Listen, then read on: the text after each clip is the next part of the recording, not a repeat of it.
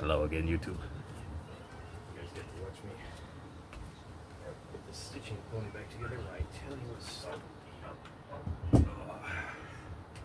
Actually, second time I get to tell you a story because last night I was telling the story but it had no bloody on it. So I uploaded it. Went to check it and nothing. Anyways, this is an old stitching course that wouldn't even really take my weight, and now anyways, sanded everything down. It had years of stain and stuff like that on it, so rust seeping through. But I made one oopsie. I had actually put this saddle on upside down. It was still up here, but everything's glued in place. So I just took the bolt off and put it upside down. And then what needs to happen is this is going to go here, like that. There'll be a little ladder that'll go on here. This sits up here with that leather going underneath here. So this one too.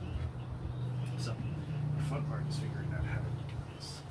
That was the last thing I put off, so took off, so I'm going to do it backwards. Anyways, the story. Someone asked me, one of the boys asked me the other day, what was the most niche thing that I had ever had to deal with? I'm like, there have been a couple. Try having the soul of Wendigo, essentially, well, the spirit of Wendigo, essentially grafted with your soul's per se, onto your soul. That's kind of niche. But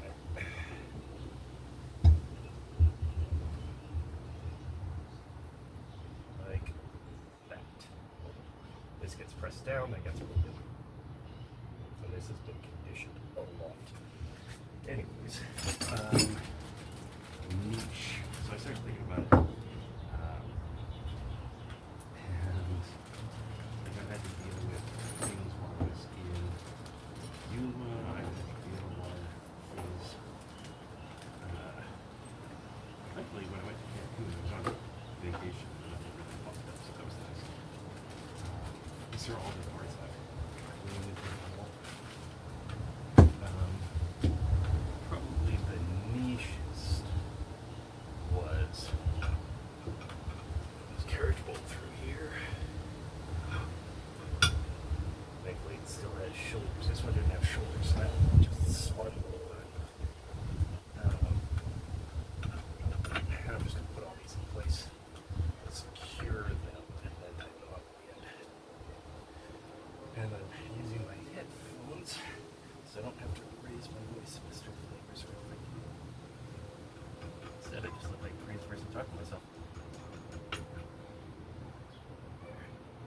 And you'll hear Tank yelling in the background. Tank, enough.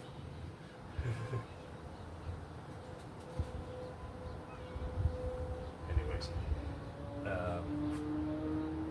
I was. Saskatchewan's kind of a weird province when you look at it. Anyways, it's like, what? It's a rectangle that follows, certain. Figured out. Do you want me to close the door, buddy? He's sitting right there. I don't know if you can hear him. He's just going to do that for like an hour until I finish this. Yeah, basically, we have parts in Saskatchewan that goes down the middle. See, it kind of twists and then goes up there. Well, it needs to go around this, around there, like that. So I have two options. I can. This was sort of holding all of this together down here. And it went up to about here. I just have to remember these. Anyways, yeah, places in Saskatchewan. Like, there are places in Saskatchewan where it butts up against Manitoba. Like northern Saskatchewan has free flowing. And Flin Flon's kind of a unique little place. It's a place where It's in both provinces at the same time. And Saskatchewan does that on a couple of spots. He is just going to meow the whole time. Okay, please stop meowing. It's annoying. They're not outdoor cats here. They might be when we have the farm.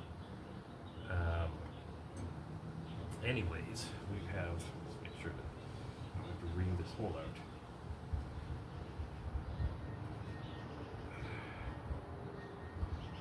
Should be okay.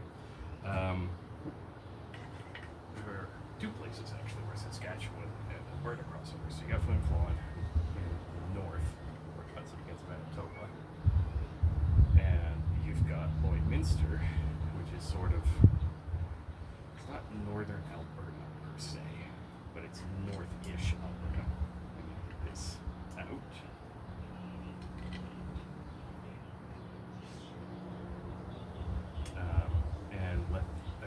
Lloydminster is a place where it's in Alberta and Saskatchewan, but there's another place that's in southern Alberta,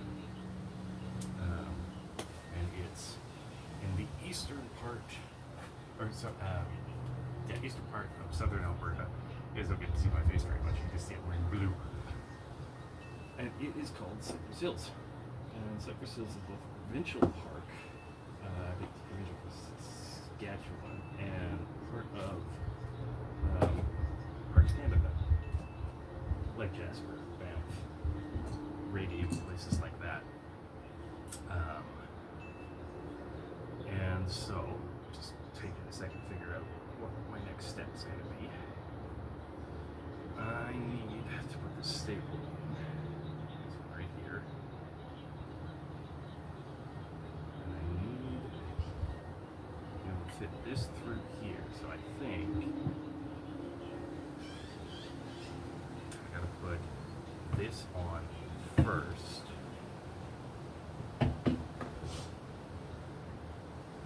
The pictures on how I did this are on the phone you guys are getting recorded on. So, anyways, it's on there. But yeah, Cypress Hills is kind of a cool place. I had to save two stupid kids from a moose there once because their mom wasn't paying attention.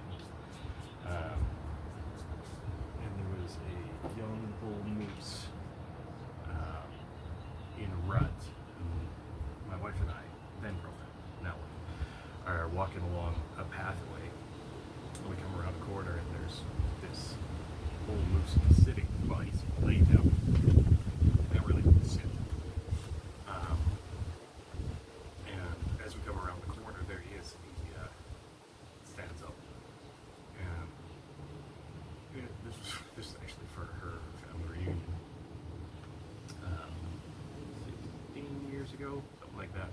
Anyways, and he stands up and he can almost stop. Then he step back, and we hear these kids come harassing around the corner on their bikes. And we've sort of blocked off the pathway. And we're just like, oh, kids, hang on. They both get off their bike and they start running towards the moose, not even thinking. And the moose at this point puts his head down a little bit and stomps. And so I just grab the kids and kind of shove them back towards where they came from. And at this point, the mom's come around and all she sees, we grab her kids, throw them.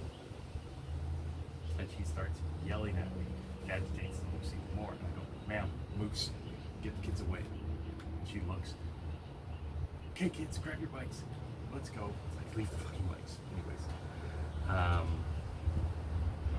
So yeah, she takes him, tell Nikki I'm going to go back down that way.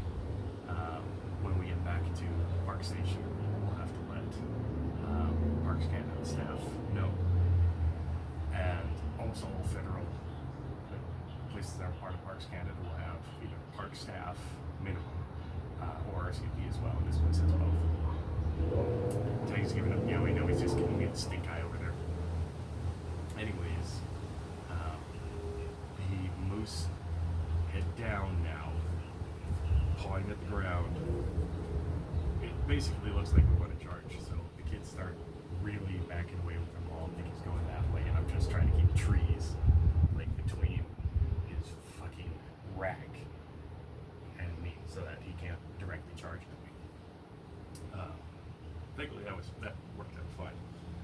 the other times, I've been to Cypress Hills way too many times. One of the other times I had to go there was for, we had a call, and like I mentioned, this, I'm gonna have to go through there. I'm gonna have to put that staple on now, I think, which is gonna be interesting. Basically have to do it without being able to put this on here. Maybe I can start it. Let's see. I had an idea of using F-clamp to maybe get enough force. We'll see if I can just knock this in. These aren't very sharp. I'll add a quick little point to these, I think. But yeah, we had some park staff. We had some park staff that had seen something, and the description was on the same list. I guess noise for a second.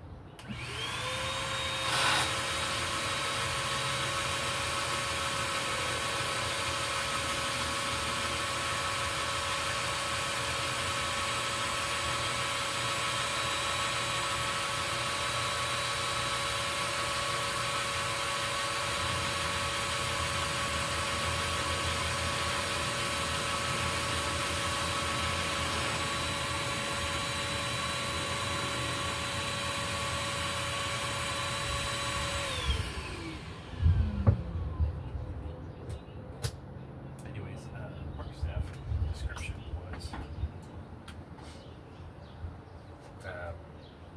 8 feet tall, hairy, with spikes down its back, which is not a normal thing. Giant porcupine, chupacabra, something like that. But 8 feet tall, somewhere close to 800 pounds. And the weirdest part is, like, I'm thinking buffalo or mutant or something like that. But the weirdest part was that it sometimes went on 2 feet for an extended distance, and sometimes on 4. Which is not normal. I mean, bears could go on 2 feet for a while. Hell, part of the entertainment when people have dancing bears is bears can go on 2 feet. Well, yes, but at the same time, they're, not really, might be the word I'm gonna get one cup of coffee. Perfect. There's probably work out just fine now. This staple is really only to keep the leather sort of in place. That'll be just fine. I keep checking my fitment because, well, here. Now this has got to go next. It's going to be a little bit tricky. But I've got to get this. Oh, I'm an idiot. I need to get this buckle on there first. If they keep it before this. Well, I think we got flags here. It's going to take me a minute. Anyways, that's going to be fun.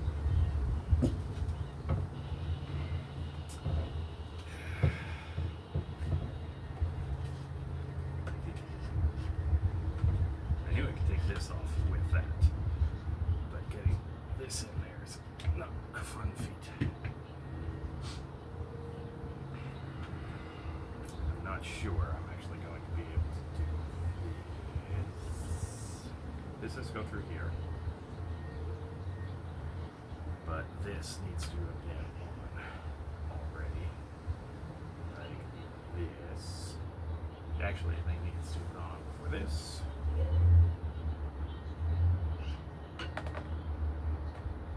I didn't think anybody else would take this apart.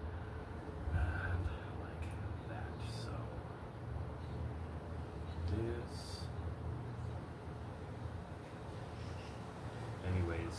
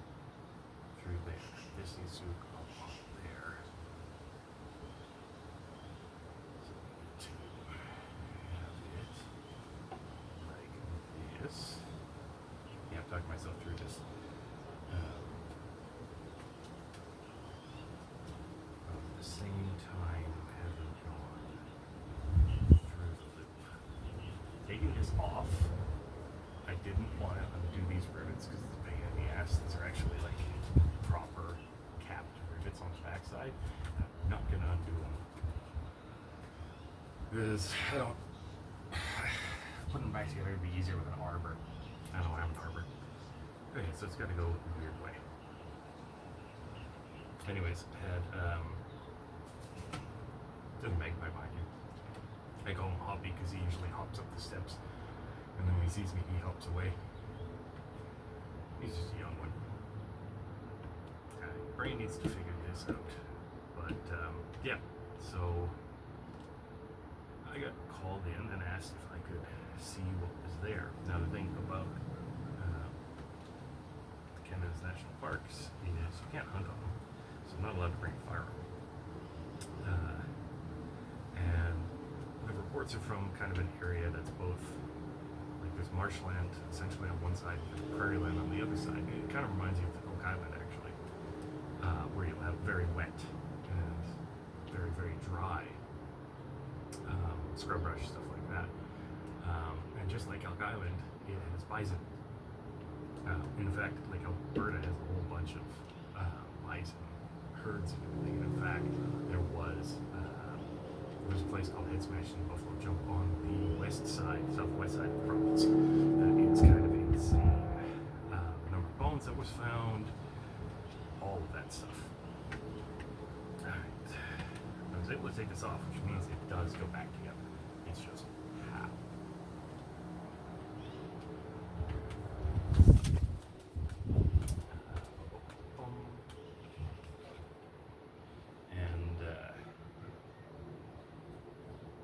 So since I'm not allowed to take any firearms with me, I was allowed to take a drink gun with different vials of tranquilizer. Descriptions are like 800 pounds, 8 feet tall, stuff like that. So I've got a fairly powerful tranq gun. And Cypress Hills is kind of cool because there's areas where we get full-on cabins, you park your RV, there's hotels, there's full normal camping, there's backpacking and kind of stuff, like whole kit and caboodle. And so what I've got is essentially I've got to drive to a location, park my car, and walk for about 40 minutes. And then set up a camp. And I've got trail camps and stuff like that. So I set everything up, set up my camp, and I'm there for about 2 days. And I don't really hear anything, and I've got my cameras set up more on the marsh side, because part of the reports was that this thing was more, it had been seen in the water more. So I figured to put up the cameras on the marsh side, and I set up some cameras on the prairie side. And, you know, every day I get motion notifications, and so I'm looking at them. And it's about the second or third morning, and something woke me up at about 4 in the morning. And I go out, and it's like nothing but mosquitoes. So I cover myself in deep wood off, and I grab my tablet and I start checking the cameras. And of course, they're really just high-end trail cams with motion. So you see some motion, and it starts recording. And there's not a lot of movement on the marsh side. There's some moose, which I expected, ducks, geese, gopher chickens, things like that. But this particular morning, and I've got my coffee already brewed. I'm taking a sip. This particular morning, there was a notification about 10 minutes before I got up. And the motion is going from the marsh side to the prairie side. And it's this big, hulking, hairy thing with spikes on its back. And it's like the trail cams were fine, but it's still really hard to see. It's like 4 a.m. down in Cypress Hills. It's kind of like that. The sun's coming up time. It really does mess with the cameras.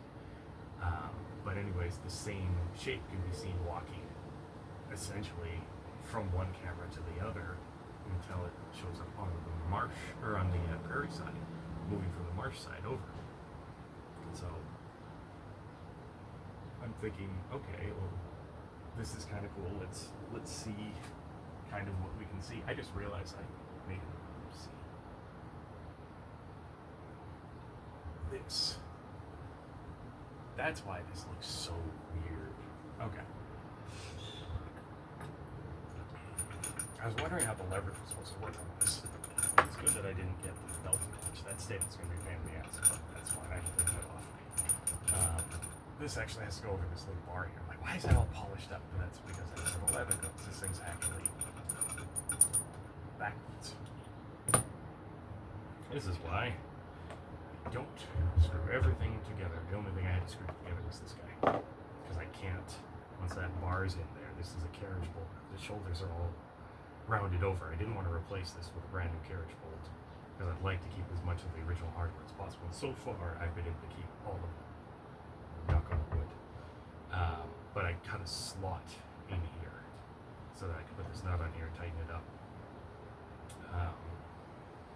Because that was the only way to do it, basically turning this into a flathead carriage bolt. And all the other screws on here are flatheads too, so that still kind of keeps it, you know, relatively in the same time, sort of time frame-ish, aesthetic. But yeah, this is supposed to go that out.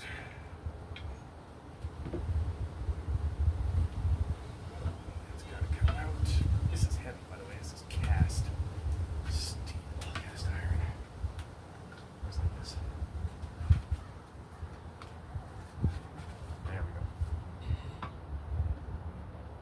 And then that goes like that. And then that goes down here. Coffee's kicking in, boys. Anyways,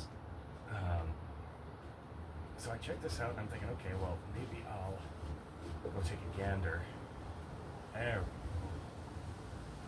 go. It typically ends up under tension because there's this nice little pink point here. And as you do this, that closes up and holds your stitching. And since this is a stitching horse, this is basically what some people might call a saddle pony because you make saddles on it. This goes over here into the hole. And girl find the hole, that's what she said. Conversations with my college girlfriend. Makes any sense. Anyways, there we go. That's better.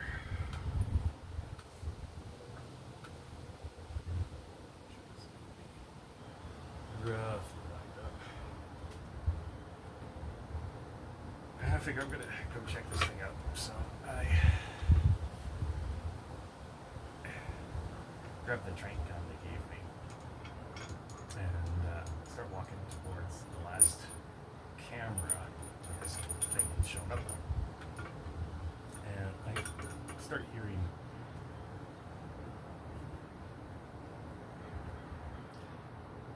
if you've ever seen or heard cows or even horses mate, kind of that noise. Remember that tortoise mating video from what, 20 years ago? Sort of like that, only deeper, guttural, and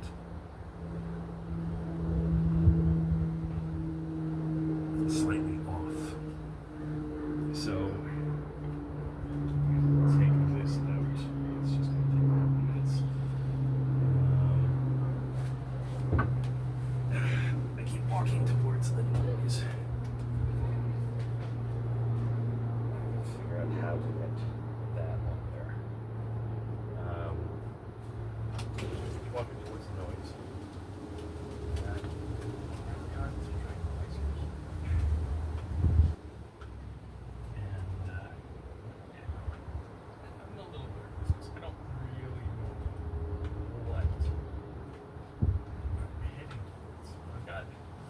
Access to a bunch of folklore.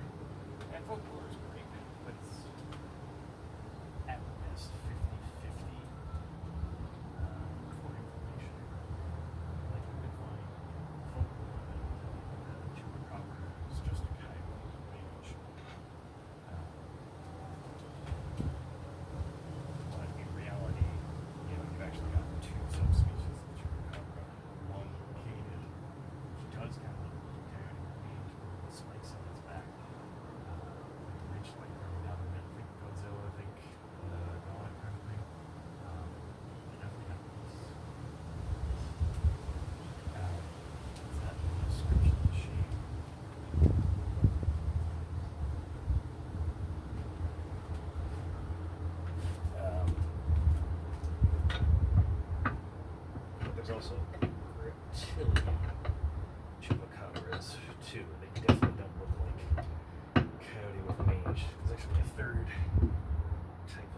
chupacabra from India, and they actually look more like the Canadian variation. So yeah, if you hunt for just one chupacabra, there's a good thing for a lot of the pamphlets. You'd actually be surprised. But yeah, anyways, so I've been trying to figure out what this thing is. I've been checking the books every day.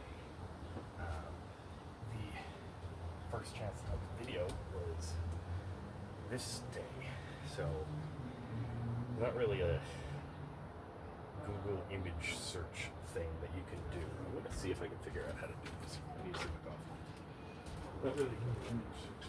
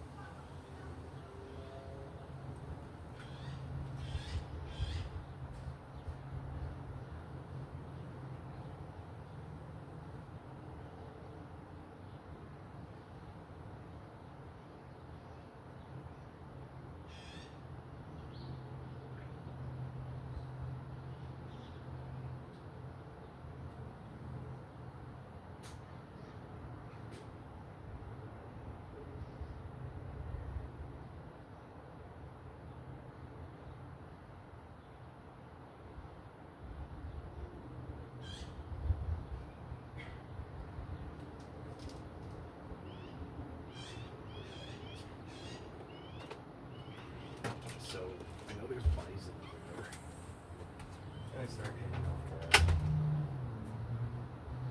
train guns up, and kind of back to the third bison cow. I noticed that yeah, might have been this, and it probably was.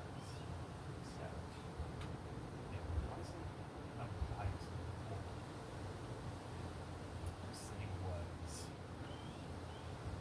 8 feet tall, bipedal, had a big, thick beaver's tail,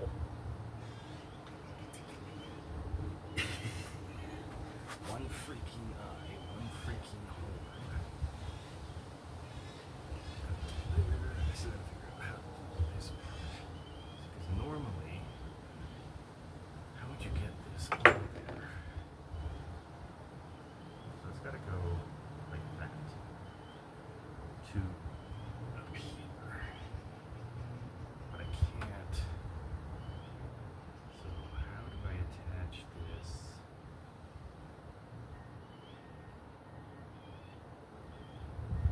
This? No, because that's backwards and upside down. Yeah, this thing's 8 feet tall. Gotta be like 800 pounds. And it's mounting this cow bison. Indentations are weird. It's almost like it went the other way, but I know it didn't.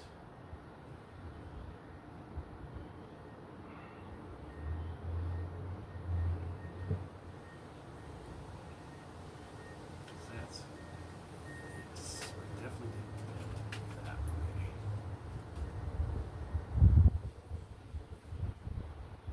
Sitting like that, which would be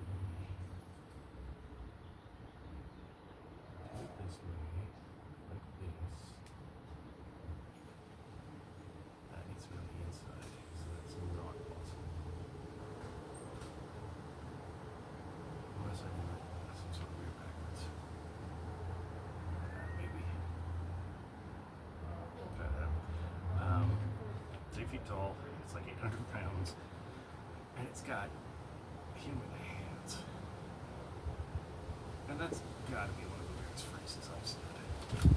This thing had human hands. Oh, I think that's right. It goes like this.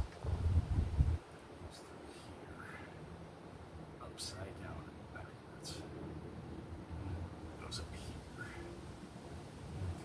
Jesus, that took a lot of brain power to get to.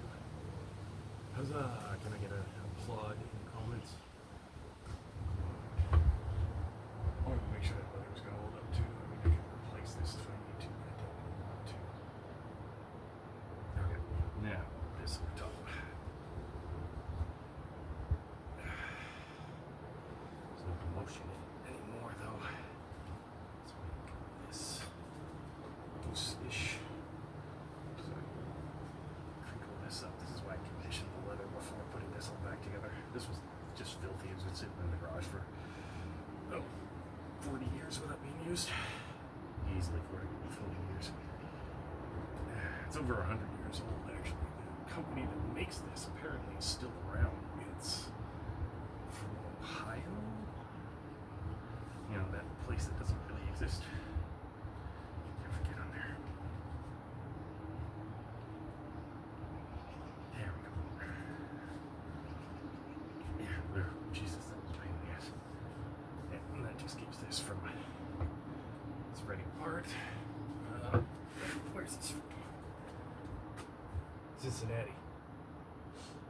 J.D. Randall Co. The J.D. Randall Co. And I think they still make tack and stuff. Okay, now I need my coffee.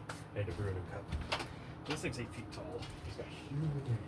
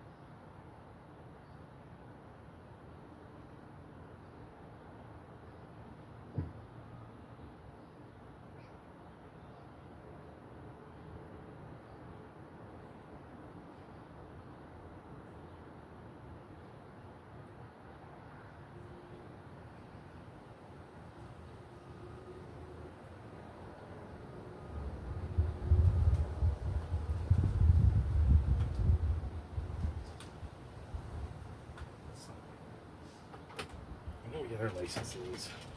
Put my coffee right next to you guys. The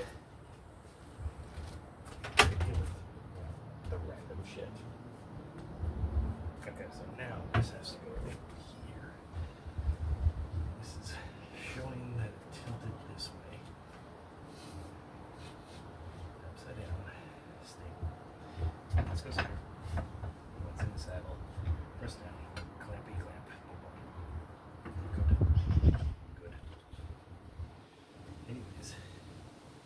What you'll find is that the RCMP, maybe 1 in every 100 or so, gets read in on weird shit. So, you know, usually you have to find, there's a department, if you're ever wondering, you go to a city police department, if you're ever wondering what that one dude, not so shitty, but not great offices do. Doesn't look like he's busy. What is he doing? You know, he's just pulling his pension kind of stuff. typically, he's the guy who's read in. Think Mulder, think X-Files. It's pretty much, when they did that show, they really kind of gave away the game a bit. So I'm going to get this down here. Gotta give away the game a bit. But basically, you'll find that there are a lot of guys who are read in. They're older, you know. Sometimes they'll be friends of the sheriff or friends of the mayor. But more often than not, they're going to be some dude who's been read in on this stuff. I'm going to grab a couple of straps and just strap this down. I'll clamp this close so I don't have to worry about tension.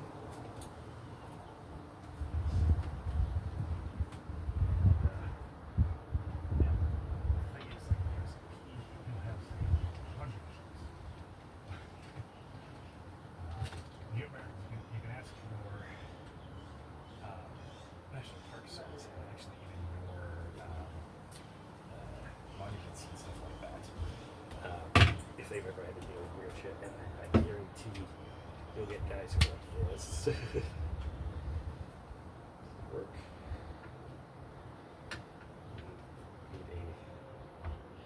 I've got a bar clamp there. I was planning on using it for.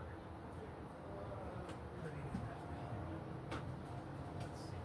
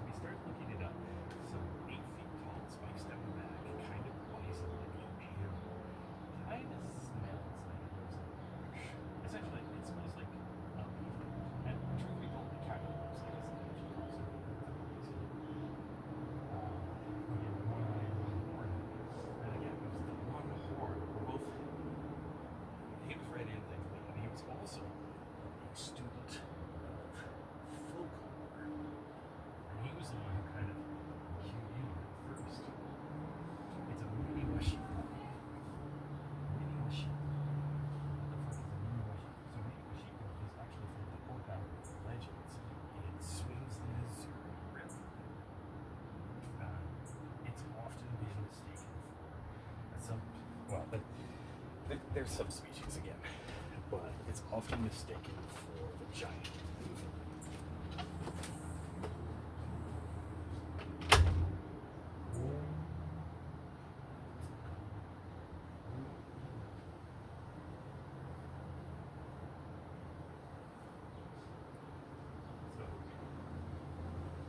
And it's funny because they're rare, like ridiculous. They're so rare, in fact, that they are actually odd. Let's see for endangered species. This does actually exist.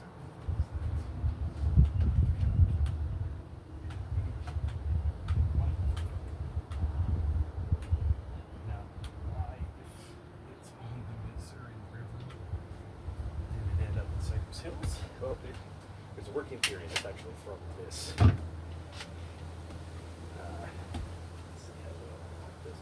From this range that I ended up working with on another job.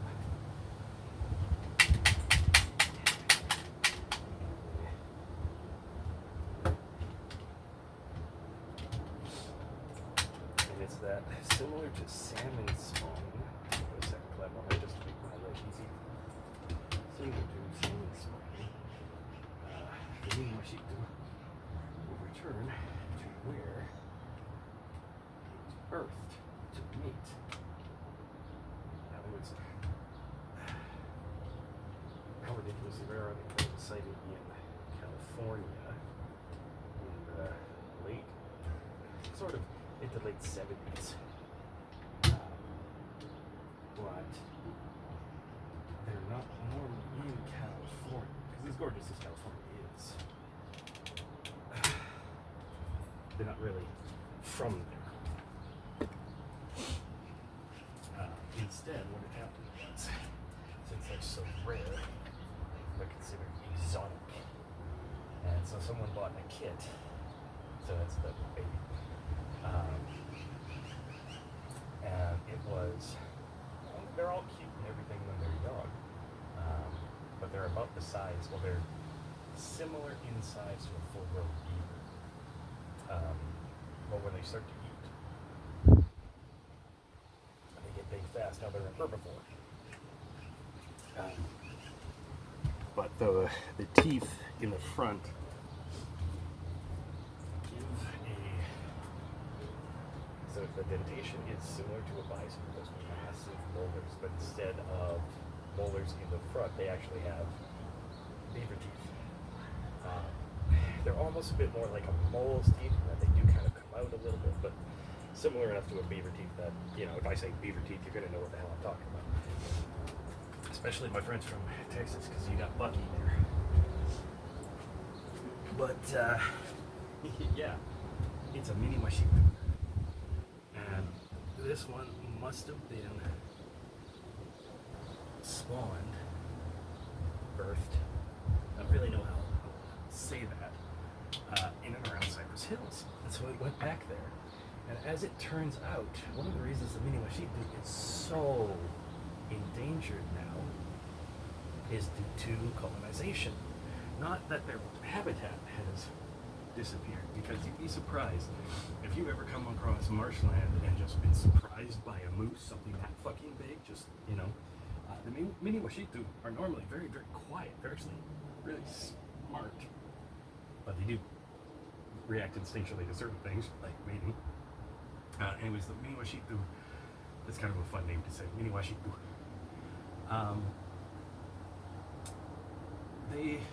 When they lay down, they just kind of look like a beaver dam, pretty much.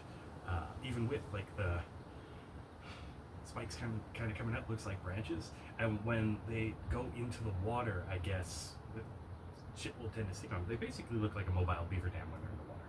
And that tail of theirs means they can move really, really fast, but also moves they can move slow and quiet. They eat things like, well, like cattails. They do munch on wood, but anything that's around the marsh they can eat. So, yeah. There's your cryptozoology lesson for the day. But yeah, but they're so rare beyond the colonization and stuff like that is because their mating partners are bison. The mini Washitu is the male. The bison is the female. They can crossbreed, and so the working theory is that they might have originated and followed the bison herds in marshy land. I have no idea where the human hands came from. I don't know why they're cyclopean or they have one horn, but they're actually in Dakota tradition. The reason they're seen on the Missouri River so often is when they swim upriver in the springtime. That's when the ice starts breaking up because of the horn. So they're ridiculously strong. And then part of the working theory is that they're swimming upriver because they need to get to their spawning lands. Now, Missouri River is in North Dakota. That's their typical, that's where they're seen whenever they're actually seen. Which, like I said, is very, very rare. But yeah, Cypress Hills is actually not that far north from there. So, kind of makes sense. Like, I guess, yeah, it just kind of made sense. And the one that was down in California, it actually got, so, Fish and Wildlife from the States, I got to see the report of this afterwards. Because they're so rare, and they're on the protective secret species list. Or was it the special species list? I don't remember. This was a few years ago. Anyways, because they're on that list, sightings of them get posted. So you get updates. Well, this dude that was down there, he got transported to North Dakota, where he was supposed to be. But yeah, anyways, the one that I tranked, he ended up getting tagged with a radio tag. And sent back, basically. So, don't know how often they need to mate, but if he comes back across the border, the radio tag picks him up. And American Fish and Wildlife have his tag number and stuff like that too. So if he shows up anywhere down there, same thing. So yeah, thought that was kind of a very niche thing. A Dakota giant beaver bison thingamajigger. Pretty fucking niche. I mean, there's other times that I've run into kind of niche things. Like I mentioned the chupacabra and the variations. Now, the Indian variation starts with an R. I can't remember it off the top of my head. I'd have to check my notes because I'm a bit of a geek when it comes to folklore too.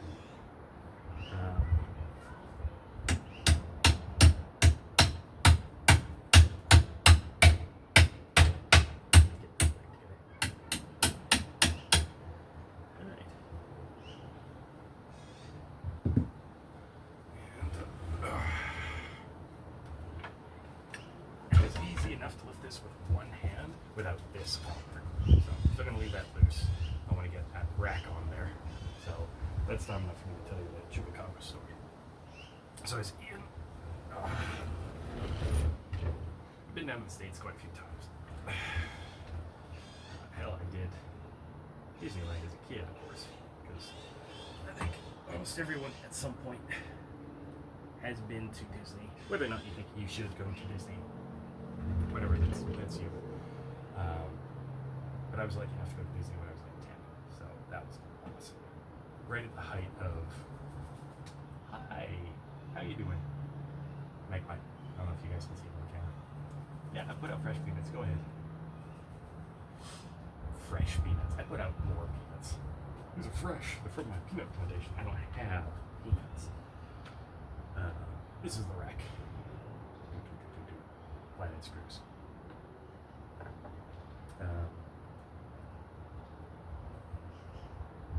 I'll put just a dollop of wood glue on these. Just a dollop.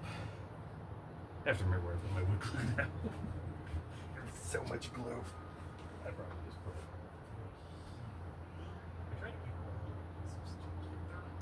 What you see on the ground is actually a wonderful birthday present. Early birthday present from my mother.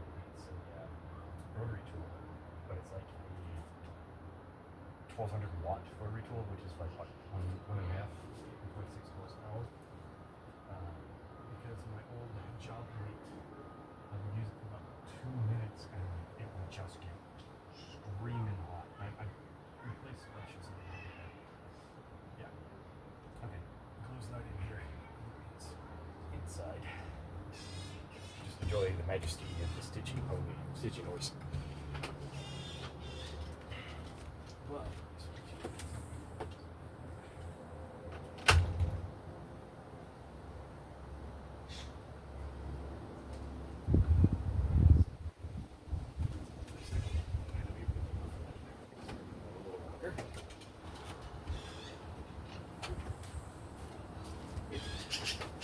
the stitching horse that you liked sitting on it. You're not getting off this. Nope.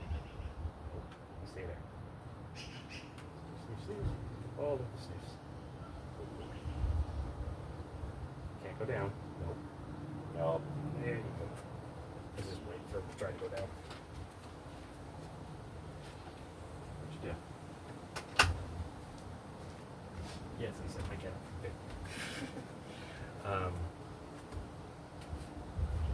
Yes.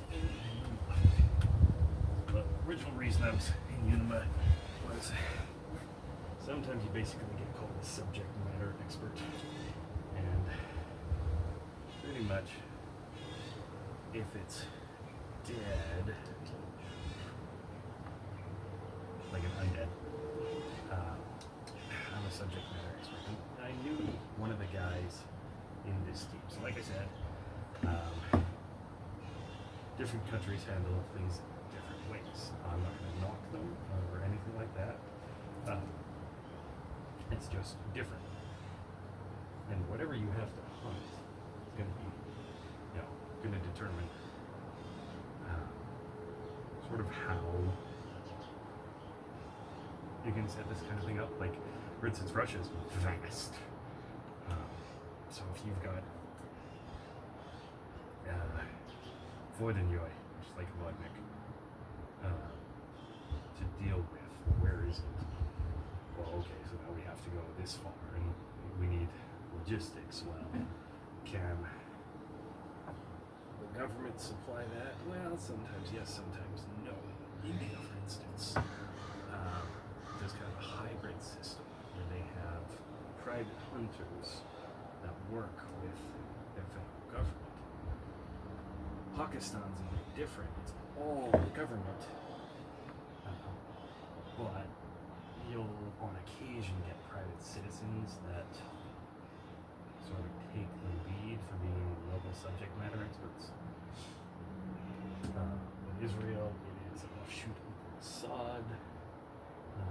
Lebanon, I cannot remember, but I think each of the three main groups in Lebanon have their own hunting crew, and they do work together because they don't really care about religion or anything like that. When you've got a Ikari dust demon hunting your people.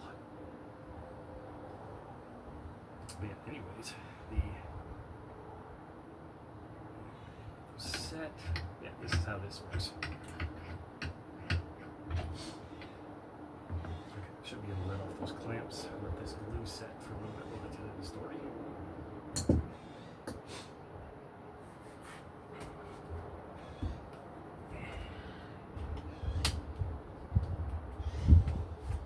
Now, as much clamping force as you can get on here, you can still hold it shut.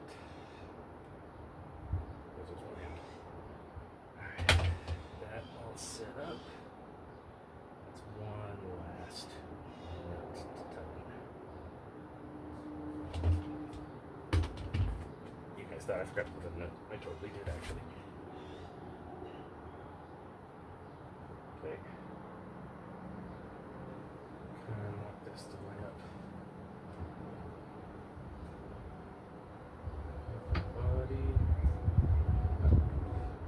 Anyways, I was in Yuma because I called down there because Company 300 out of Yuma, which is a bunch of vets. And then, honestly, in the United States, a lot of the hunting companies are veterans. But you need flexible minds to deal with some of this shit. So, you'll get guys who have seen some weird shit. At the same time, you'll get guys who were in logistics. But, like, let's say they had to make something, stealing rations, and they come across it. It turns out there's a bunch of ghouls. And I do not have problems with ghouls. You guys know this. Like, you're in the field and you're stealing your MREs, and that's all the boys can eat. Yeah, you're going to have a problem with ghouls. But subject matter expert, and I knew one of the guys from 300. I ended up getting to know most of them. There's a young kid named Speedy on there, not named, nickname. Very, very eager. Actually, pretty decent kid too. But yeah, and they were like full gamut. There's Marine, Army, like there's a National Guardsman, some civilians that kind of joined. They were based out of Phoenix, and they got a contract to figure out what had happened. Just fine. Leather is old and cracked, but it's been old and cracked as long as I've had it. And if I do need to replace this, I'm just going to probably measure it off and see if I can find a belt blank. It's about this length and thickness. And just use the same stuff. Now that I know this isn't insanely difficult to get out, all the pressure's on one side, so I made it so that it actually kind of, this side is the flat side, and that side is where the teeth or little ramp comes off of it. That's that.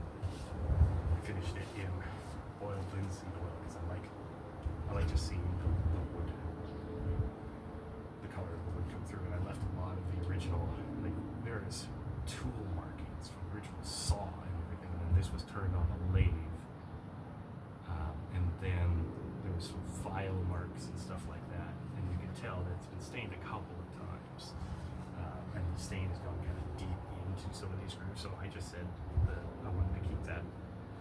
It had been fixed with nails a couple of times, like there's a nail hole here, some of these pegs had nails in them. I had this thing clamped up, zap strap, box clamp, bar clamps, you name it. The whole kit and caboodle. Because like I said, when I was using it before, it didn't really take my weight very well. And, well, I'm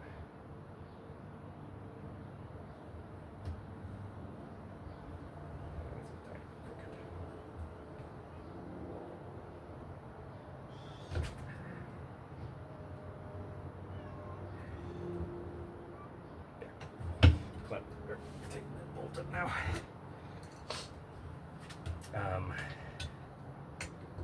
Now it takes my weight just fine. Like, I don't even hear any movement on it. Well, I'm wearing noise cancelling headphones, but I've tested it a couple of times and I didn't hear movement on it. So that's nice. Yeah. So, anyways, we got called down to Yuma because there was a body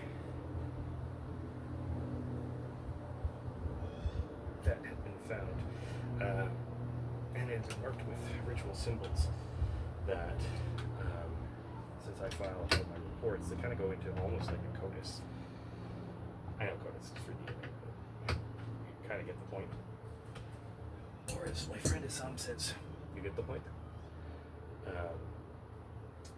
Where all the reports are accessible by, it's sort of like Interpol-ish. Like if Interpol's database, you can access them.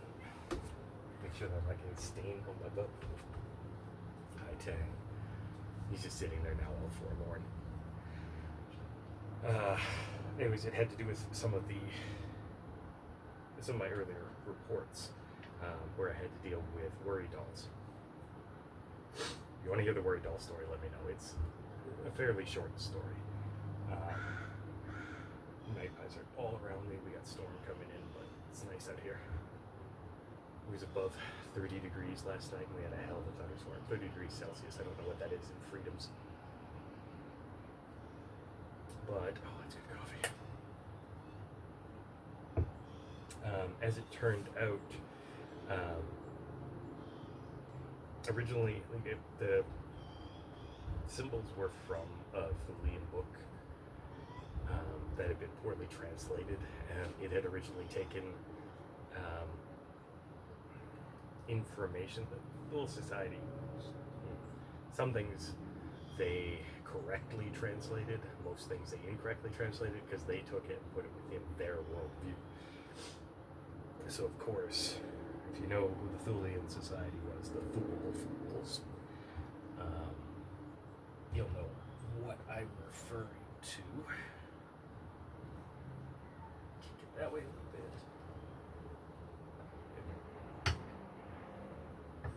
I might turn it just a skosh. Yeah, turn it just a skosh. I want to keep as little rubbing as possible on here. But it had been a mistranslation of original Voodoo text from Haiti. And that's where I came in, because I had been dealing with worry dolls, which are typically, you'll usually see them in African folklore, but they can turn up in a lot of places where people who were originally from Africa ended up, such as Haiti. Okay, a little bit down. Still kind of want to keep it sort of. That leather is so much more supple now. That's what she said.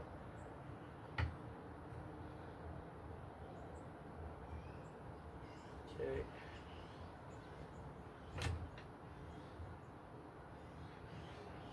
Alright, a tiny bit off, but that's totally fine. So yeah, anyways, they mistranslated from voodoo. And basically the intended purpose of the ritual was to transpose someone's spirit into another vessel. Whatever that vessel was supposed to be, never did find out, because by the time 300 got on site, there was just a pile of goop and a dead body. And so they were thinking it was a ritual sacrifice, and someone had been interrupted because there was still a knife on the left side of the body, and there. Okay, so there was a ritual mark here, a ritual mark on the ankle, and then ritual marks all over the chest. There was a ritual mark on the left thigh, but it was essentially incomplete. And so what they were figuring was that somebody had interrupted this necromancer, or we'll just say it, a practitioner. And it was sort of correct. We ended up solving that one fairly simply, because the pile was what was supposed to have the spirit transferred into. The practitioner was the dead man. I'm not going to tell you any of the ritual or anything like that, or any of the symbols, because there are some things you shouldn't have in your brain. But basically, when they had done, I'll tell you this part of it. The right ankle and the left hand are sort of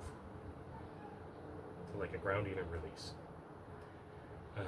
But the left hand, they had gone left wrist, they had gone in too deep, and they must have been left-handed. So right hand operating something slicey on your left hand, it's fairly easy to go, too deep if you're left-handed.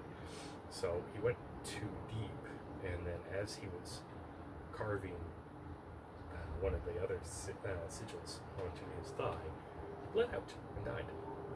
So I wasn't really needed, but I had taken about a week off to go down there anyways, and we solved it in like the first day, because it was actually fairly simple. All you did was you checked the fingerprints on the knife, and they were the corpse's fingerprints. The Yuma PD did that for us. It was actually really fast. Most police officers will work pretty fast when it comes to supernatural bullshit, because it's a pain in the ass, and they want it out of their hair. Usually when it gets tagged, it goes up in jurisdiction, and that's fine. That's fine for most police services, sheriff's offices, stuff like that. In the United States, in Canada, same thing. Local doesn't really want to deal with it. It becomes a federal problem. I'm watching the magpies.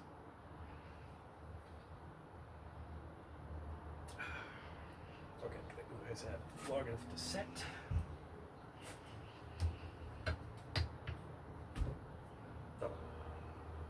Yeah, it looks weird on camera, but remember, you've got, like, this was originally for like stitching saddles and stuff, so you're gonna have the saddle kind of off, and yeah.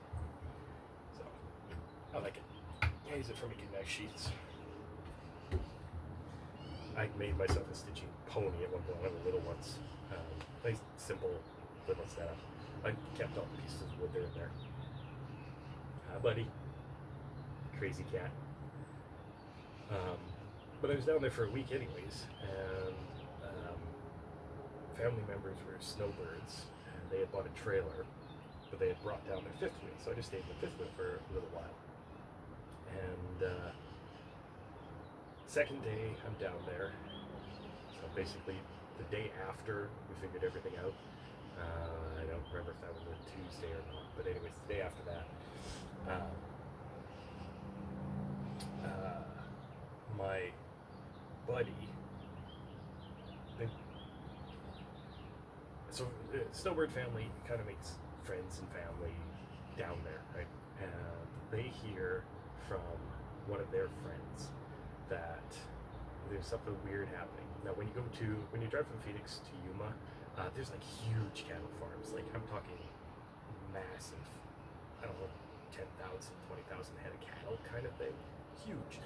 As you're going from Phoenix to Yuma, it's on the right-hand side. So if you've ever done that drive, you'll know kind of where I'm talking about. I think there might actually be a couple. I don't remember. So, something was taken out. Livestock was what they heard, but not from any of the big concerns. It was from a smaller local concern. And they said they knew. I'm usually the guy who knows a guy, but in this case, he was the guy who knew a guy who could take a look at it.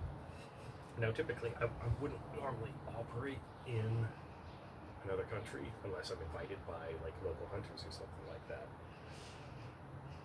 But in this case, it was such a local problem, and it was within the Hispanic community there that they just kind of wanted to keep it local.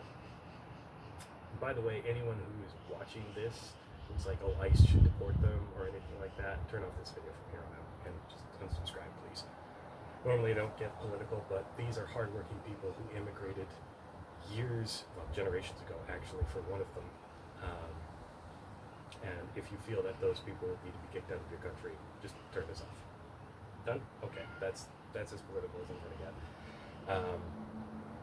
So, okay. I got asked to go see this one rancher. And I go out, and he's got a few hundred head of cattle. And apparently, I had actually been eating some of his beef because his abuela ran this little tamale shop it's not downtown Yuma, it's more where there's a Walmart. Was it northern Yuma where there's a Walmart? It's where most of the snowbirds and everything have their trailers. There's a Walmart near there, and not the next parking lot down, but one more parking lot down, past the Applebee's, is it's the tamale shop. And it was run by his abuela. And I had found this place. I decided, I'd done a trip to Yuma before. I'd gone down to Los Algodones. I really like tamales. I really do. Nice and simple. It can be really, really good. You can make it as fancy as you feel like for tamales. But I'd gone down to Los Algodones, and basically all the restaurants there where the tourists would go, they didn't do it because gringos don't like tamales. It's too street food, and yet guys are buying street tacos and stuff like that. And I mean, Tijuana and stuff like that, Cancun, there were tamale vendors that would just come up, and they'd be someone abuela or someone's sister or auntie or something like that. They just basically had the steamer, and here you go, here's your tamale for like, I think 100 pesos, 150 pesos, something like that. Really good. Anyways, love tamales. So I'd been eating her food for a little while, and so he tells me he's got this problem, and I said, okay, well, can I see the body of the animal? And like typically, if I'm going to point at a cat, but if like a cat takes it, depending on the size difference, the belly can be slashed open by the cat's hind legs, puncture marks on the neck, throat's torn out, that kind of thing. And then usually the sweetmeats and stuff like that get gone. Carrion feeders like crows, ravens, vultures, hawks, coyote, all of those will take whatever they can. He said sure, so he takes me over, and this thing is just covered with a tarp, and it's a dead bullock, because he had bullocks for some reason. And there's no marks except for right along the spine there's a puncture, and it basically is like 2 teeth gone in. And I'm thinking, and it's going exactly where you think it's going. chupacabra. Well, this one ended up actually being kind of a simple thing because the abuela had already dealt with chupacabras before. She had lived with her family in Chihuahua, and they had like a little farm and everything, little like sort of subsistence almost farm. Goats, a cow, chickens. I can't remember if she had rabbits. Things meowing again. Anyways, she had already dealt with these before, and I'd asked the rancher if he had had a chance with any cameras or anything like that. And he had surveillance cameras, but he thought it was just a coyote because it was a canid cryptid, canid chupacabra. With the spikes on the back, they were barely visible, but the puncture marks on the neck and then nothing touched this. And it wasn't drained of all blood. That's not typically what happens. Chupacabra will drink as much blood as it can, and then kind of like a leech. Get down, get down. Scratching at the screen I replaced. Kind of like a leech, they bloat up, and then they waddle off and basically sleep. And they only have to feed like once a week if they get a good feeding. But it's usually enough of a shock to the animal's system, and there's paralytics and stuff like that in their saliva that the animal dies. So, but his abuela, I'm trying to remember her name. I don't remember. It started with an M. I don't remember. I'm really sorry if she's watching this. She's probably not watching this. She had a solution. Apparently, canid chupacabras are a big fan of goat cheese. But canid chupacabras also have the same problem as regular canids, and that is chocolate is poisonous to them. So she made tamales with goat cheese filling and mole rojo with chocolate in it. And I love tamales with mole rojo. And yeah, so she set that out. I didn't even need to be there, basically. Like, I'm Indiana Jones in, searching for the Ark. I don't need to be there. I was just someone they called. And yeah, the abuela, she set out a plate full of tamales with goat cheese and mole rojo. And the next morning, there's a dead canid chupacabra, which they stuffed. And they put in the trophy room at the ranch, and nobody believes it's real. It's for really good taxidermy. Yeah, that looks really, really cool. But there's no way that's real. Chupacabras aren't real. So yeah, that was kind of the silliest one. But anyways, that's about it. Thanks so much for watching this, guys. Oh, let me know if you want to hear about the worry dolls. I will. Yeah, I know you can't see my head. You can only see my belly. I will get to the Rusalka in the Little Point, and there was a Ruxa sharktopus that I had to deal with once. Let me know which of those you want to hear next. I'll tell you all three of the stories. I'll write myself a note to remember to tell you all three of the stories, and put down in the comments which one you want to hear next. Until next time, guys, remember, Canada's great, except for the zombies.